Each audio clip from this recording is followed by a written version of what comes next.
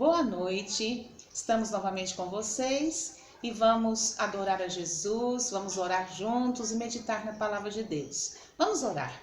Pai, em nome de Jesus, nós te agradecemos pelo privilégio de andar no caminho, de andar na verdade, em direção à vida eterna. Te agradecemos pela vida de cada ouvinte, cada um que está participando conosco.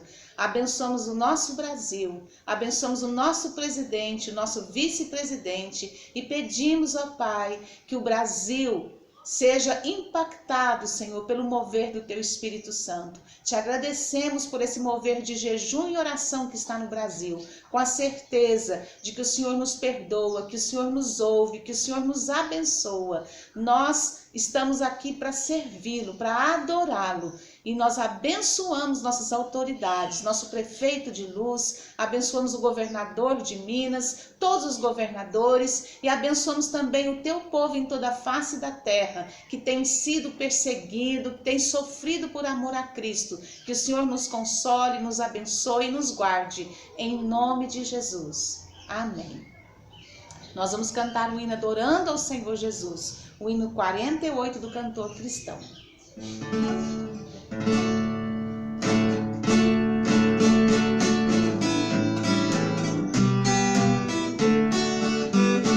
Cantai a Cristo Salvador, que tanto nos amou, e para nossa salvação seu sangue derramou. Salvação, salvação, que te mana do Filho de Deus. Salvação, salvação, aleluia, Jesus nosso Deus. Louvor a Cristo Redentor, devemos entoar e dar a todos conhecer que Cristo os quer salvar. Salvação, salvação, que te mana do Filho de Deus. Salvação, salvação, aleluia, Jesus nosso Deus. Exaltado seja Jesus, exaltado esse nome que é sobre todos os nomes. Te adoramos, Senhor Jesus. O Brasil te adora, o Brasil te entrega jejuns em oração, o Brasil te pede, ó Pai, que o Senhor nos ouça, em nome de Jesus, o nosso mediador, o nosso único mediador. Nós pedimos a tua bênção sobre o Brasil. Amém. Vamos estudar a palavra de Deus. Onde nós paramos no domingo passado, vamos continuar. Aos domingos temos lido o Novo Testamento e meditado sobre ele. Vamos ressaltar algumas coisas de Mateus capítulo 27. Na próxima sexta-feira, dia 10, é o dia da Páscoa, o dia da Paixão de Cristo, em que nós celebramos em memória de Cristo a ceia do Senhor. E nós vamos fazer isso, mesmo online, vamos fazer virtualmente. Cada um dos irmãos que é batizado e que já está em aliança com Cristo vai pegar o seu pão, pegar um pouco de suco de uva o mais natural possível, o melhor pão possível, se possível sem fermento, e nós vamos online mesmo. No momento que estarei celebrando aqui, você celebra na sua casa. Qualquer dúvida, entre em contato conosco. Vamos renovar nossa aliança com o Senhor Jesus. Na próxima sexta-feira, vamos fazer a ceia do Senhor. Mateus 27. Ao romper-se o dia, todos os principais sacerdotes e os anciãos do povo entrando em conselho contra Jesus para o matarem. E amarrando, levaram-no e o entregaram ao governador Pilatos. Então Judas, que o traiu, vendo que Jesus fora condenado, tocado de remorso, devolveu as 30 moedas de prata aos principais sacerdotes e aos anciãos, dizendo: pequei traindo sangue inocente. Eles, porém, responderam: que nos importa? Isso é contigo. Então Judas, atirando para o santuário as moedas de prata, retirou-se e foi enforcar-se.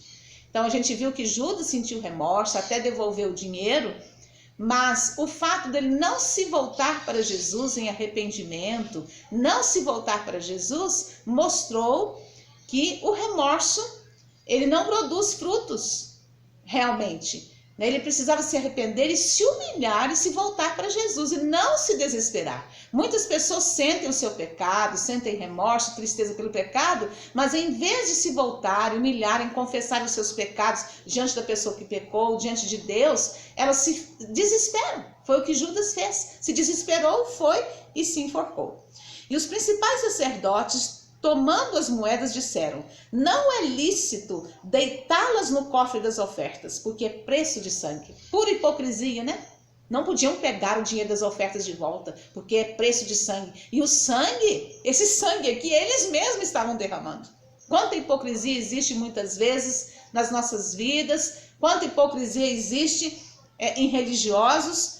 Então eles dizem que não pode pegar o dinheiro. E tendo deliberado, compraram com eles o campo do oleiro, para cemitério de forasteiros. Versículo 8. Por isso aquele campo tem sido chamado até o dia de hoje campo de sangue. Então se cumpriu o que foi dito por intermédio do profeta Jeremias. Tomaram as 30 moedas de prata, preço em que foi estimado aquele a quem alguns dos filhos de Israel avaliaram, e as deram pelo campo do oleiro, assim como me ordenou o Senhor.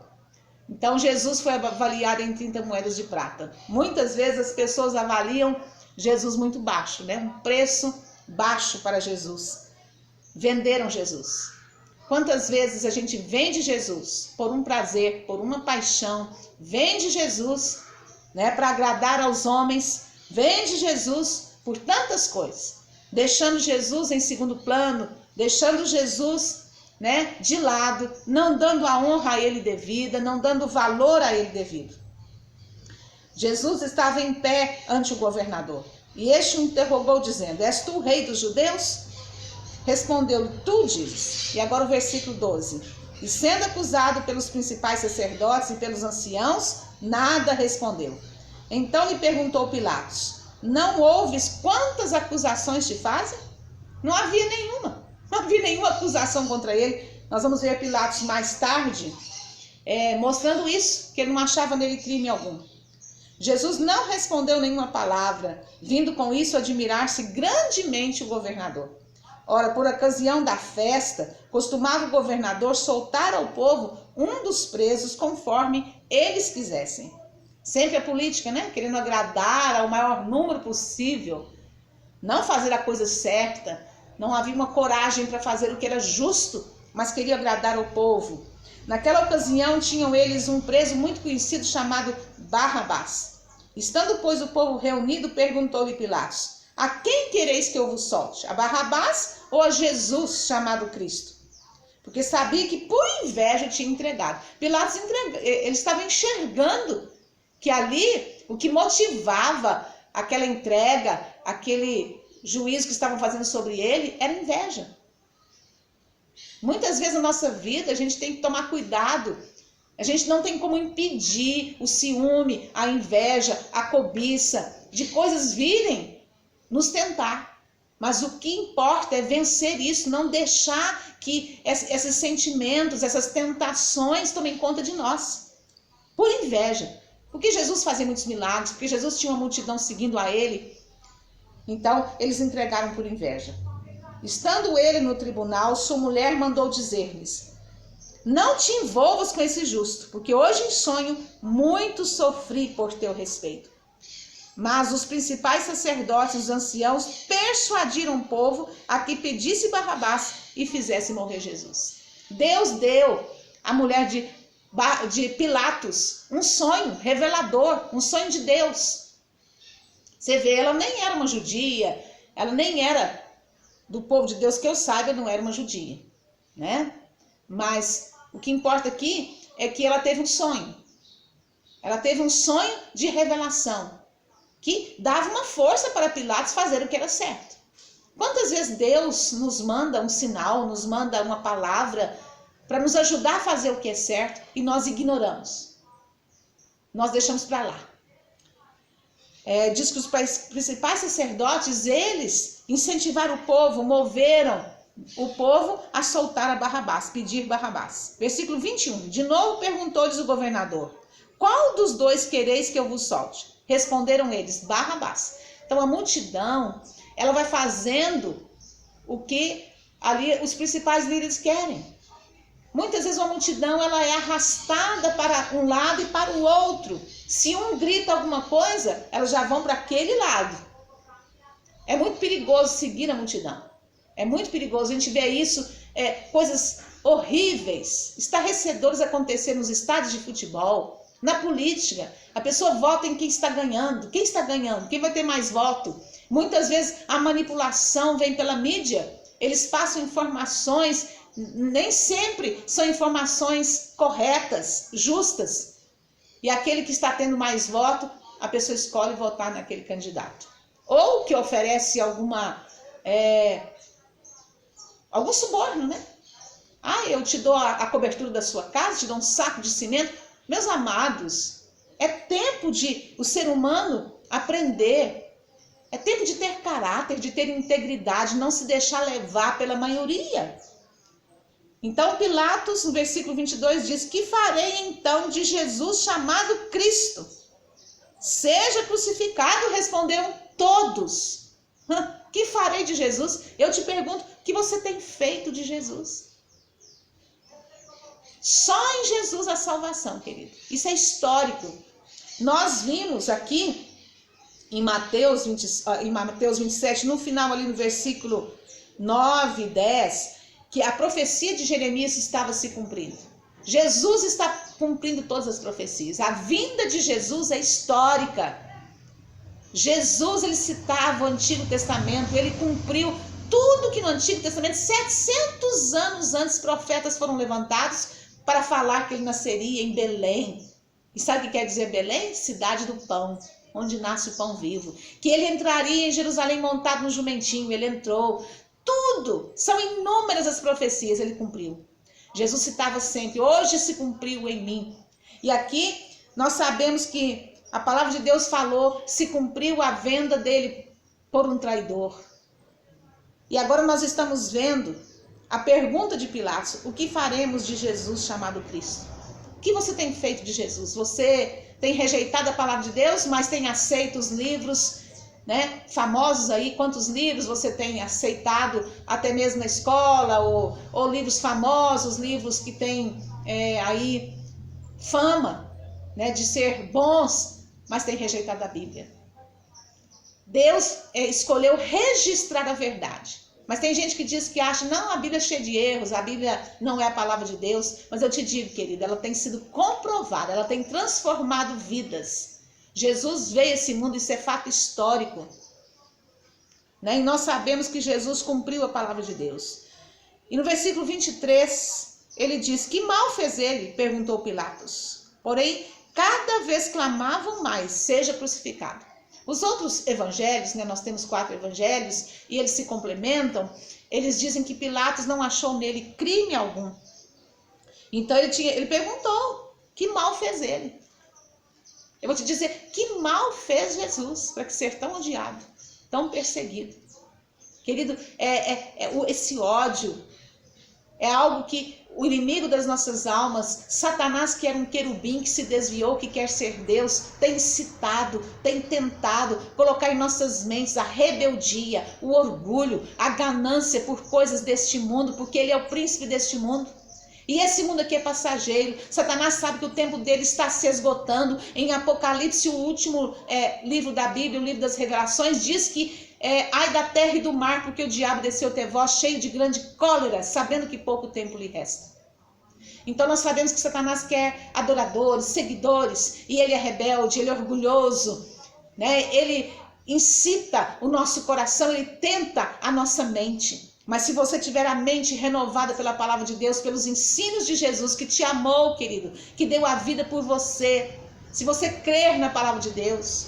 É uma escolha sua, uma questão de fé. Leia a Bíblia, leia com o coração sedento, leia em busca da verdade.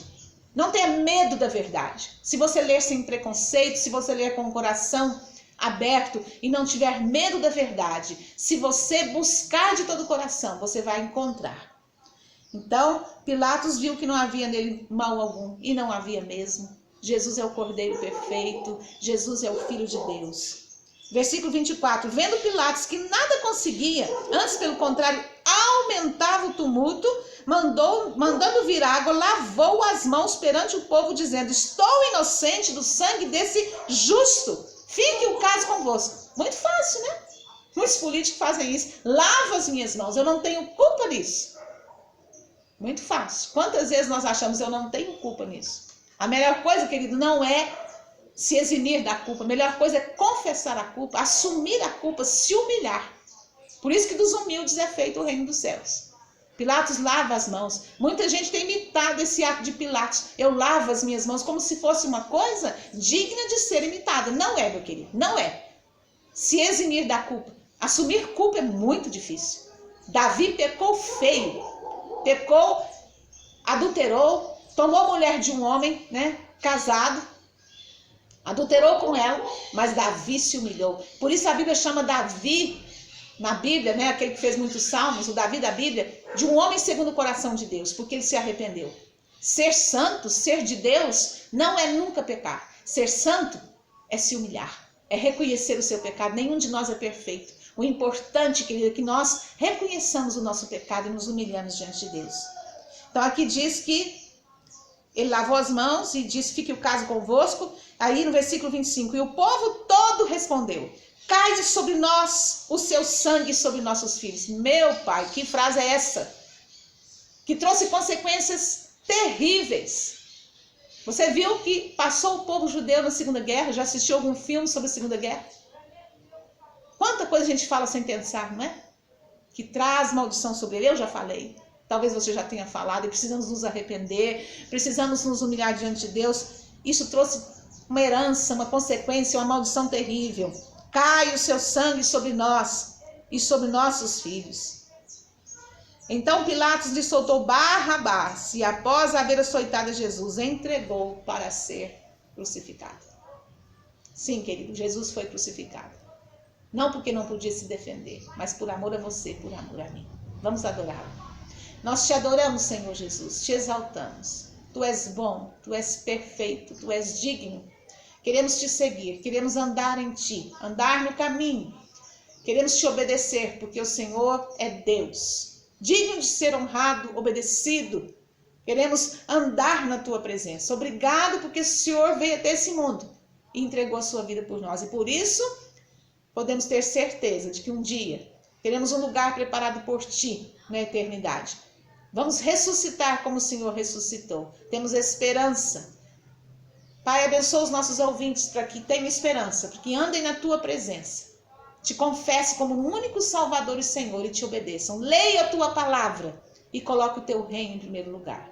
Em nome de Jesus. Amém. Lançando sobre ele toda a vossa ansiedade, porque ele tem cuidado de vós. 1 Pedro 5:7.